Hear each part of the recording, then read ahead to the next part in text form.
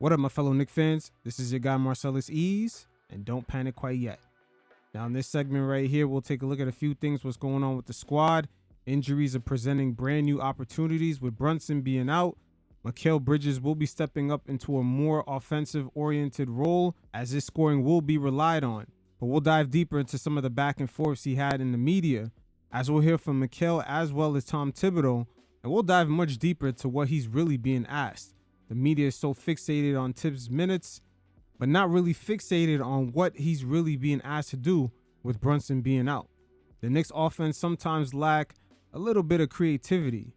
So we'll also take a look at some of the possibilities the Mikal and Cat pick and roll can begin to open up this offense and make a way for easier buckets. But I'm not going to say no more. Let's just get to it. We make the rules, pal. The news, war, peace, famine, upheaval, the price of a paper clip. We pick that rabbit out of the hat while everybody sits out there wondering how the hell we did it. Alcohol, right? With Brunson being out, this presents a brand new opportunity for us Knicks fans to kind of evaluate what kind of characteristics does this team really have. And when it pertains to Mikal Bridges, we've seen in this recent stretch him defend guys like Ja Morant, then go to Stephen Curry and having to deal with him and Jimmy Butler out there in the perimeter, then LeBron James and Luka, then James Harden and Kawhi. And things didn't stop there. It continued on with Zach LaVine and DeMar DeRozan, a little bit dumbed down a little bit, but still it's a defensive assignment. Then against Portland, he had a duel with Danny Avdia, a 6'9" power forward who's definitely versatile. He could shoot threes, he could attack you in the post, he could rebound, he could pretty much do everything. So Mikal and the Knicks' other perimeter defenders have been asked to do a lot. And now we're seeing a little disagreement within the media with Mikal mentioning how the minutes are being managed. And keep in mind, with Brunson being out, we got to examine what exactly is he being asked to do. He has to maintain a certain level of scoring while at the same time still having to chase guys around in the perimeter and just maintaining that defense.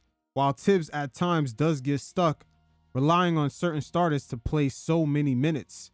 And we got to ask ourselves, what is Mikal Bridges' identity? Is he really that guy to maintain a certain scoring average while being one of the best perimeter defenders on the floor?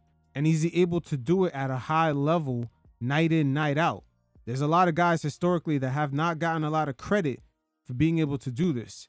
Giannis, Kawhi, Klay Thompson before his injury. Every night he was defending guys like Damian Lillard in his prime, Russell Westbrook, all those point guards out west. And at the same time, he maintained his scoring average for about 20 points per game. So historically, on a high level team, this has been easier said than done. Only a few players were able to achieve this. Again, in the more modern era, it's Klay Thompson before his injury, Kawhi Leonard, Giannis. And if you're going back, you could say Scottie Pippen, Joe Dumars with the Bad Boy Pistons, especially in the 1989 finals where he won MVP. Another person I might be able to put on this list, one of you fellas could correct me below, this is not my era, but I would say James Worthy in 1985.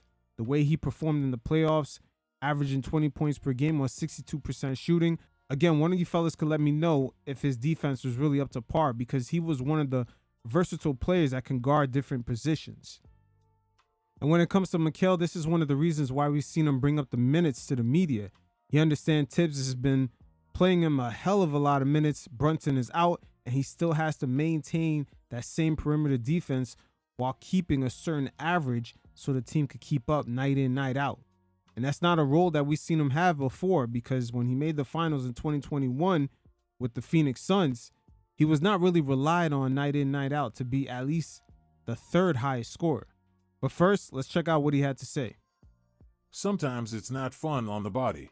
You'll want that as a coach, but also talk to him a little bit knowing that we've got a good enough team where our bench guys can come in and we don't need to play 48, 47 minutes.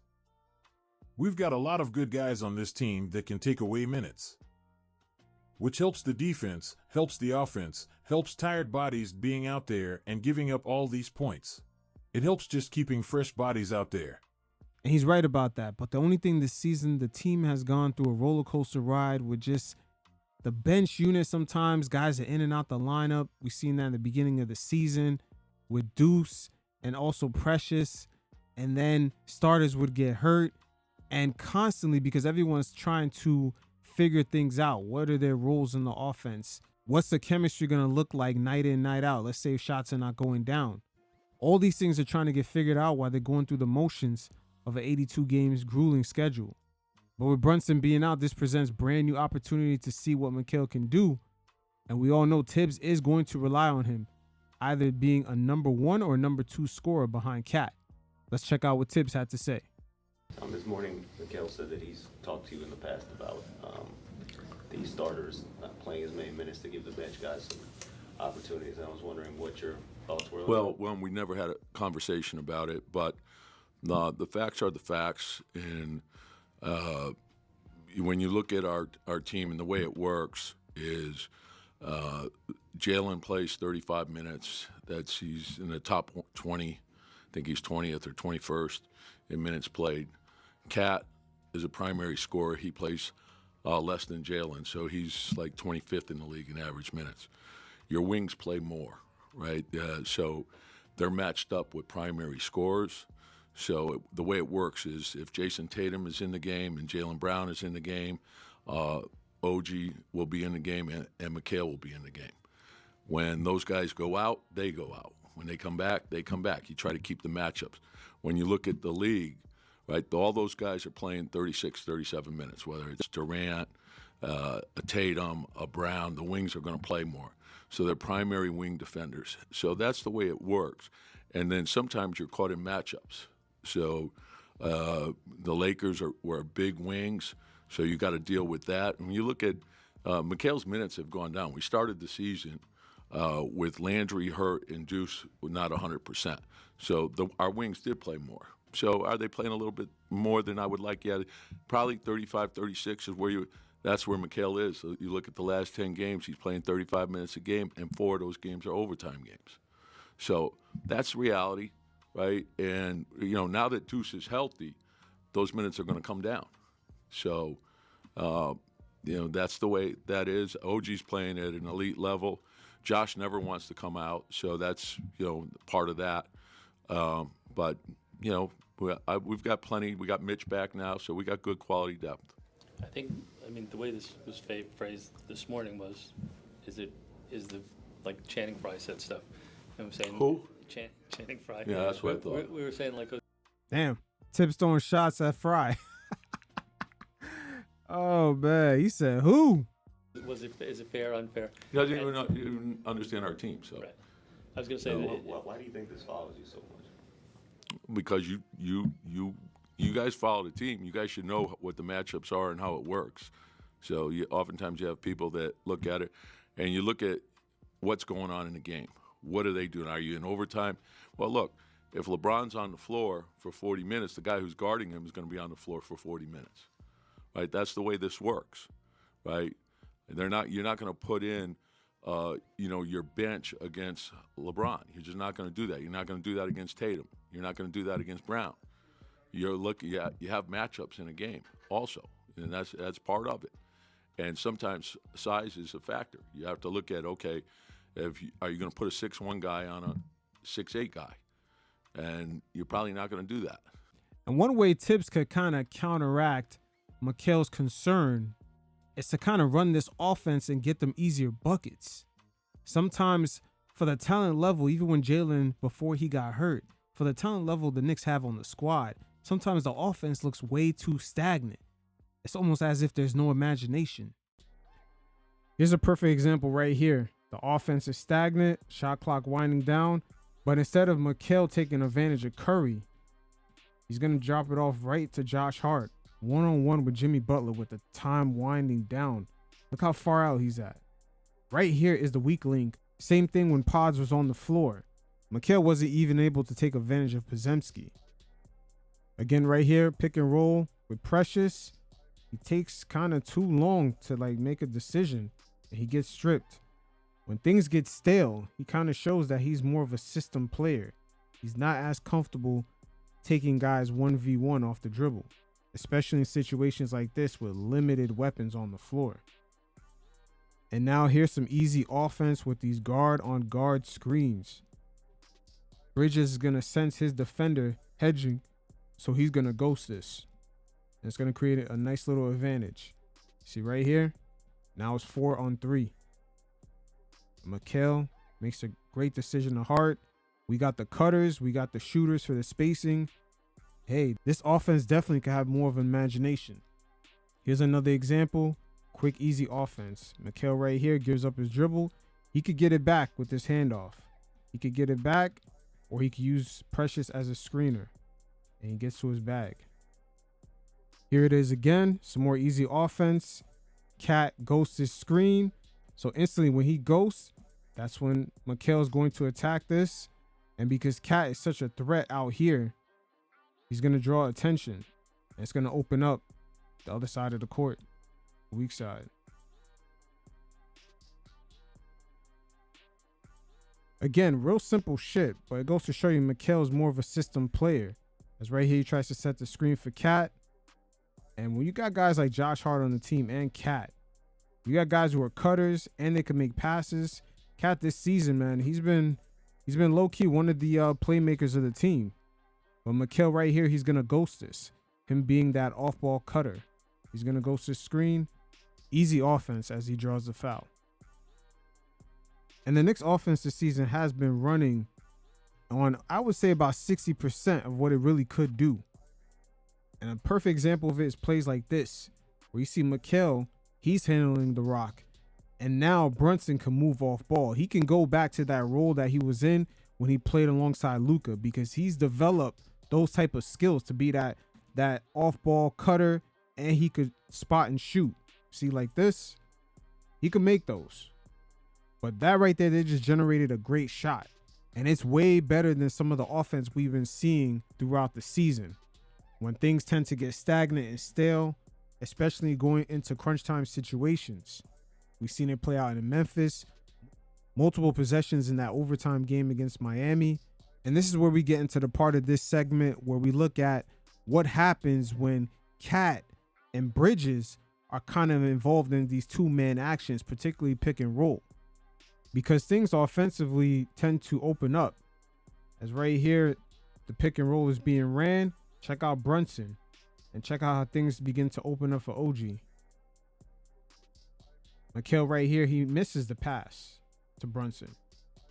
A little bit late on that. But again, it's the chemistry that these two have to really work out. And OG is beginning to open up. So can he make this jump pass to OG? Does Mikal have enough reps to know Brunson is making this backdoor cut? Because at times we do see the chemistry lacking between Cat and Bridges. As right here, just pay attention to Cat. He's completely in the way. This right here should have been a pop out.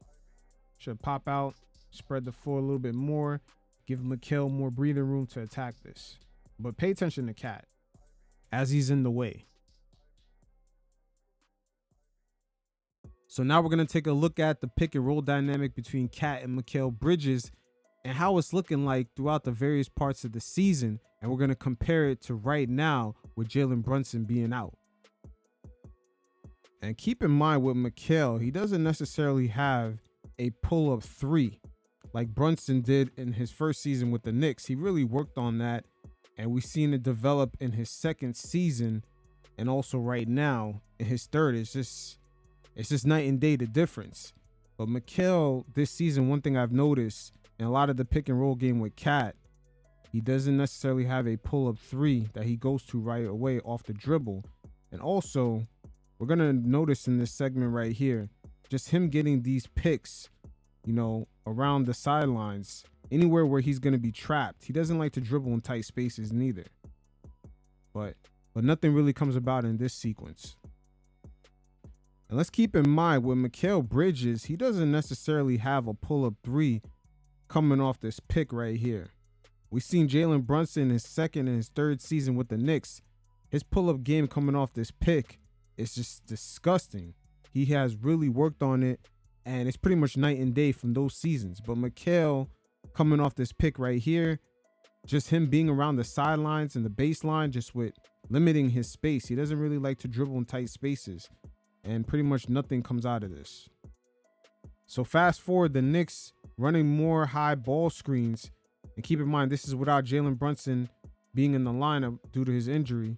But them running more screens like this at center court is going to give Mikal more time to kind of fill out what's happening and kind of be patient with his decision making. Because right here in this spot right here, he normally gives up his dribble. But because the screen came a lot higher, by the time he comes down, he could be a bit more patient. As we're going to see right here, he's going to work his way into his spot.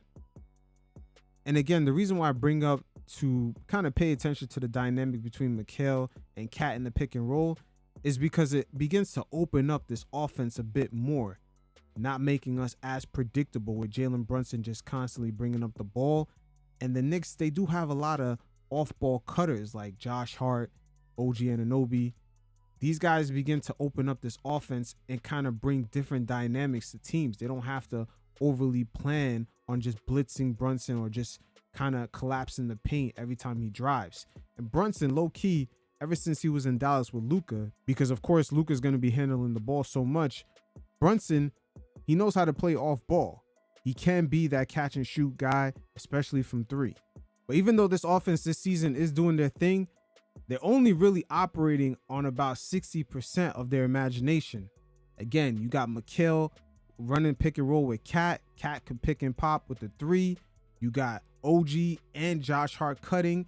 And you got Brunson, who knows how to move off ball and is able to make catch and shoot threes. So this offense does have a whole nother level it can get up to. Here it is again. The Knicks were giving Mikal a lot of high ball screens at center court. Brook Lopez, he's in drop back coverage. And this is what Mikal needs. Coming off these picks, he needs all this space because he does not like to operate in tight spaces. And he completely attacks Lopez on that. Once again, Mikal coming off these high screens, he has way more time to kind of figure out what these defenses are doing. If Giannis begins to collapse, you got OG in his corner spot. Josh Hart, we all know he loves to backdoor it. He has his off-ball cutting. And let's say Brunson was in the lineup. Brunson knows how to move off ball, and he can catch and shoot from here. Like, this is his spots. But look at Mikal. Mikal has plenty of space. Look at the spacing. Like, this is where Mikal is comfortable. Bridges once again running pick and roll with Cat. And right here with Drummond in drop back coverage. For him dropping back, this is where Mikal needs to work on that pull-up game off the dribble. Because he had it right there. But with Cat not even popping out, Cat's on the roll. He kind of brings Oubre with him. It kind of makes things tight for Mikal, gives up his dribble, and there's nowhere to go. So again, fast forward with Brunson out. Cat does a re-screen right here.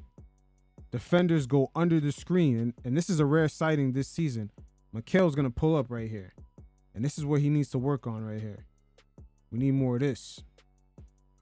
And right here, it's still early in the season. We're just going to give Mikal a little grace right here. Guys are still trying to figure shit out. But right here, with Embiid dropping back, this is where Mikal got that easy pull-up right here. He's going to have to work on these shots. He was open. But again, he doesn't like to dribble in tight spaces. You see how he already gives up his dribble? And he forces it's kind of a tough pass right there. But with Brunson being out, it does present an opportunity for us as the viewers to see what some of these guys can do. Especially Mikal getting more reps, kind of running pick and roll. And at times we will need him to be the ball handler when Jalen Brunson sits down on the bench to get some rest. So fast forward, once again, Brunson is out. Mikal gets a high ball screen in center court. Brook Lopez is in drop back coverage. So look how much time and space Mikal has to kind of fill this defense out, to see, where these defenders are going to go. Once he almost touches the paint, he's around the high post. He's able to make a decent pass right there to get OG an open shot. Again, these reps are going to be real important going into the playoffs, especially with getting easier shots when Brunson is on the bench. Again, with Brunson being out, Mikal just getting the reps that he needed in the beginning of the season. You see how he's staying patient right here in tight spaces. Now he's getting the reps with Brunson out. Just the Knicks needing an additional playmaker. Again, Mikal, no Jalen Brunson in the lineup. And he's going to throw Kolek open right here with Josh Hart cutting. See, this is why I said the imagination with this offense, we're really only running at 60% because with Josh Hart cutting like this, and let's say if Precious wasn't here, this would be OG this is his spot at the corner. And also, if he dives to the hoop, he can easily dunk and finish it. So the Knicks do have options, but Mikal just getting more reps here. As Josh Hart makes his cut, he's going to do a no-look to Kolek and just kind of pass him wide open. But plays like these you can't be mad at, because the offense at times, especially with Brunson sitting down, getting rest, we're kind of stagnant. Guys are taking difficult shots. So just generating easier offense, a lot of it's going to come through what some of the ball handlers like Mikal can do, especially in pick and roll with Cat. And going into this year's playoffs, there's going to be certain teams we could take advantage that love to play this drop back coverage. The Indiana Pacers, the Milwaukee Bucks, and at times the Cleveland Cavaliers with Jared Allen.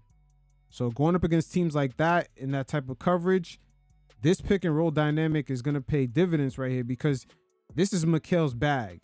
Anywhere around him touching the paint and just Cat having that ability to pop out for three, it's going to leave quite a few teams guessing. You see Mikal, he still had time to give it out to Cat. But this is his bag right here. So some of the biggest benefactors on the Knicks with Brunson being out was Mikal Bridges, along with some of the bench players on the Knicks that got more reps, like Miles McBride, Shamet, Cameron Payne. But Mikal especially, he benefited from getting more reps, especially with Cat in that pick and roll, just kind of felicitating that offense. And OG Anunoby also, he got more into his bag, his offensive skill set, a little step back. We've seen OG kind of unleash and let the world know, man, especially in New York City, he's here to stay. He's about to make a lot of noise heading into these playoffs. Now, this will be a bonus segment of how the Knicks were able to contain that high-powered Lakers offense, as well as Luka Doncic, using a combination of OG Anunoby, as well as Mitchell Robinson making his return, Deuce McBride, and Mikal Bridges. As this season, our team is pretty much complex, as a lot of puzzles on and off the bench are kind of making their returns to the lineup. We haven't really seen everybody kind of come together, but the Knicks were still able to kind of cultivate themselves against the Lakers, and it really began when they went up against the Boston Celtics and lost for that third time. That's when they really got their chin checked after losing to the Cavs and getting blown out by the Celtics. The defense low-key started to come together since then. But this Lakers offense does present a few conundrums, and this was a good test for this defense, heading down the stretch of the season. As right here, they do run a pick and roll, and them having an athletic big on this roll is going to present a few conundrums right here, because really with Luka, you can't go under the screen because he can pull up, and also his passing ability due to his size. But right here, the Lakers do run a double screen. Another screen's coming on Cat. The athletic big man Hayes is rolling. And you just see the conundrums that the Lakers offense do present. This is just a quick snapshot of the dynamics at play. Even though the final result was a loss, this was a nice defensive game. As we see Brunson right here, hedge, and he's supposed to recover to his original man, Vincent. And it's like the Knicks had a nice little combination of just understanding when to switch, when not to switch. Hayes right here does a quick ghost screen. He quickly tries to roll, but notice how the Knicks, they crowd up the paint. They want other Laker players to make a move. Look at where everyone's at. This looks like how Brunson was covered in the Philadelphia 76ers series last year in the playoffs. But they just crowded up and kind of forced other players to make a play. So going up against Luka, this defense is going to do a combination of things. Brunson, once again, he hedges and he's supposed to recover. And then knowing when to switch, when not to switch is going to be some of the ways this defense is going to have to be on point. But while Brunson is trying to recover, Luka takes full advantage because he can bring anybody down low. And because of his size, he's able to finish. Here's a prime example of the Knicks defense knowing when to switch. They're going to leave Mitch right on Luka. And Luka this season, he hasn't really been shooting that well. But again, the switch is real important because once you go under Luka like this, if Mitch was in drop back, Luka's just going to pull up. So communication and defensive IQ is going to be very keen. So here's a prime example of the Knicks knowing when not to switch. Right here, Brunson hedges hard. He fully commits and gave Vincent, very interesting, he ghost screen right here. So he's going to pop out on this screen. But look at Brunson. He hedges. OG recovers. And then they throw an additional screen at Brunson to get Vincent more open. But OG, he makes a nice recovery on Luka. Again, with the Knicks, we're seeing things that we haven't seen, especially in the beginning of the season. Knowing when to switch. Right here, Cat goes right on Luka.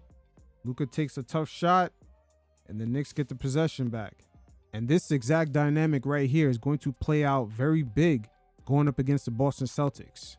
The Knicks are going to have to be able to switch because all 5 of their starters can shoot threes or even jump shots. So going under these screens, trying to play drop back coverage is not going to work, especially for Cat.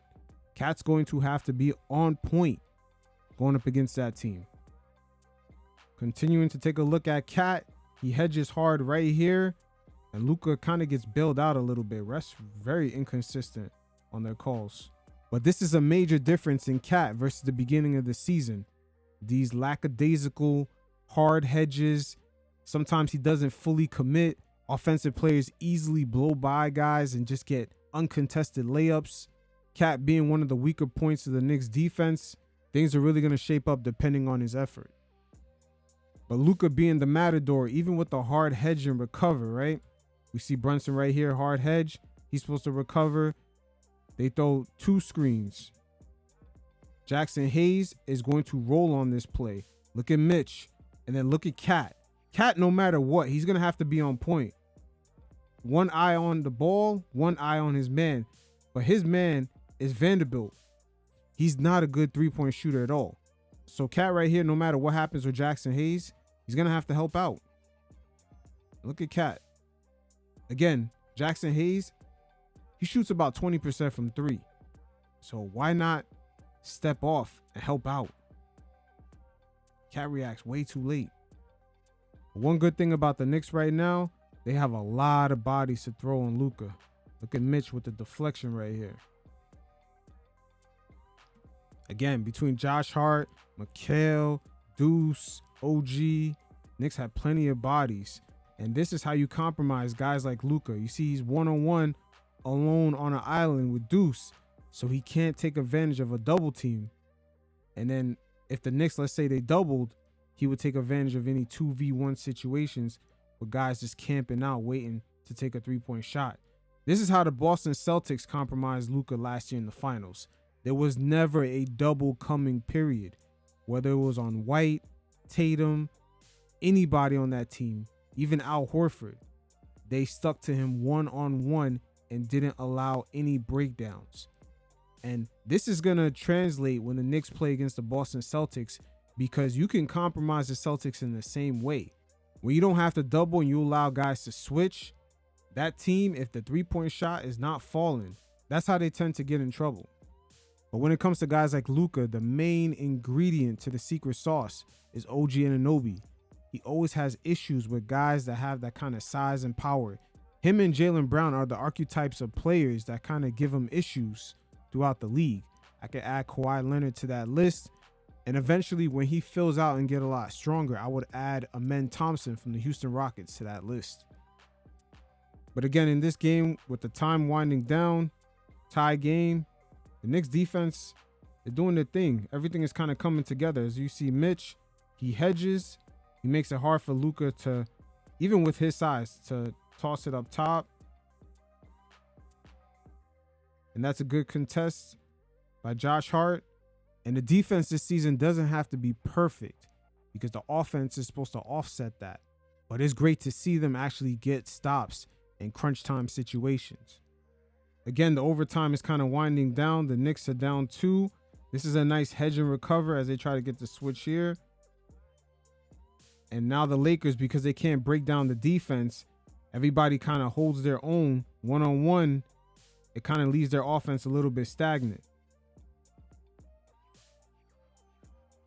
But because of the kind of caliber player Luka Doncic is and the level of attention and detail it requires for this Knicks defense, it will translate to the other top echelon teams throughout the league, like going up against the Oklahoma City Thunder, the Cleveland Cavaliers, and the Boston Celtics.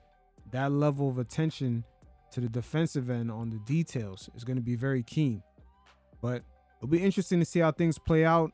Guys are kind of coming back into the lineups out of injury. Guys like Deuce McBride. Hopefully Mitch can play more than 20 to 25 minutes a game. And hopefully JB comes back pretty healthy. We're going to need everything to kind of come together in the last few weeks before we make this playoff push to kind of get this chemistry down. But we'll see how it plays out. Until next time, you fellas, stay safe. Peace.